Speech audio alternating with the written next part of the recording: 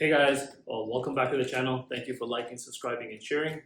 Today I'm going to be doing a video on replacing brake pads on a Honda CBR 600.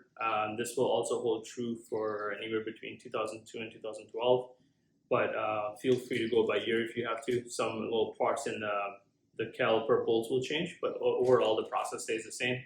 There are two ways to do it. You can replace it with aftermarket, you can replace it with the factory. I ended up going with a factory Honda part, which I'll link down below as well.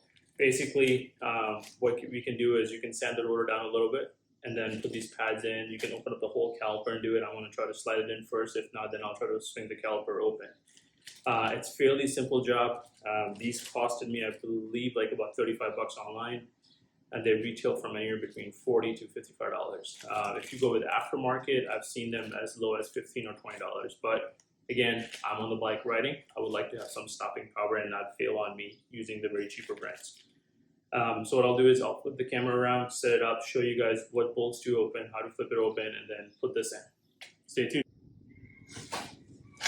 Okay, so what we're gonna do here is, this is your rear brake job that I'm doing on the rear caliper and the brake pads on a Honda CBR 2005 600RR.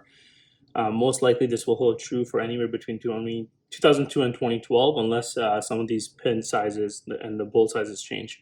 So the caliper pin that holds the brake pads in is 8 mm. So you're going to put it on, turn it off, open it up. You can also loosen this bolt, and you can loosen this bolt inside. This is more of a hex key, and the whole caliper comes off. What I'm trying to do is not remove everything. What I'll do is I'll take this off first. Do not touch this. This is your brake line, brake fluid. I'm going to remove this. I'm going to loosen this just a tiny bit, and then see if I can just slide the pads out and slide the new ones in. Granted that if you notice right here, this is my caliper that I have to push in because it has come out a lot, right? The reason for that is because you can see how thin the pads are now. They're almost touching my brake rotor. There's barely any left, probably 1 mm or 2 mm in there. And then also, if you notice in here, this is at the low mark, so hopefully when I push the caliper back in, it's going to go somewhere closer to the top mark. For stopping power, I know you're supposed to use both, but I've tried to keep myself using the rear a lot more versus the front, because you can snap on the front really hard. So I've driven about 700 miles on it, but we'll see. These are definitely not the original bike, has around 13,000 miles on it so far. So we'll take this off and go from there. What I'll do is from now on, I can fast forward the video. I won't talk through it.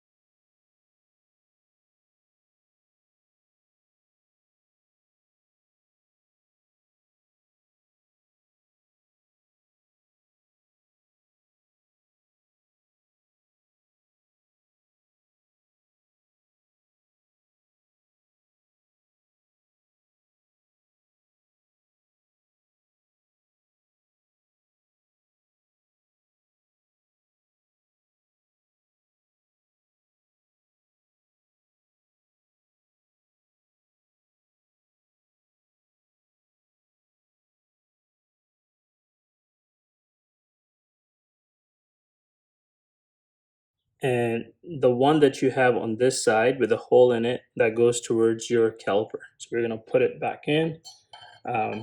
You can slide it, or you can open it up like I did and put it in like this, and it'll come down like this.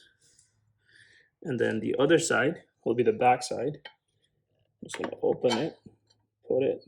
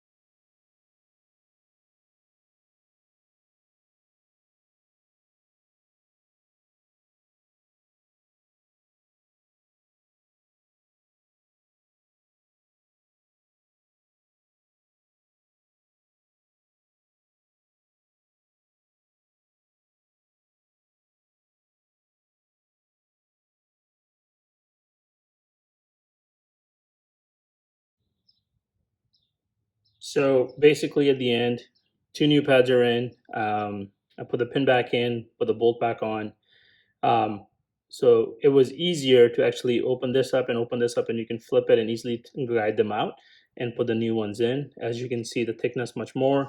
And also what I did was I went like this, tire moving, and then basically I had reset the caliper, right? So if you press brake a couple times, what will happen is the caliper will come out a little bit and you will see it sitting, um, has been out a little bit, so it sits better. And then also you can notice my oil for the brake, the rear brakes, it's between upper and lower now. Before it was sitting on the lower line, so it has gone in a little, it's gone up a little bit.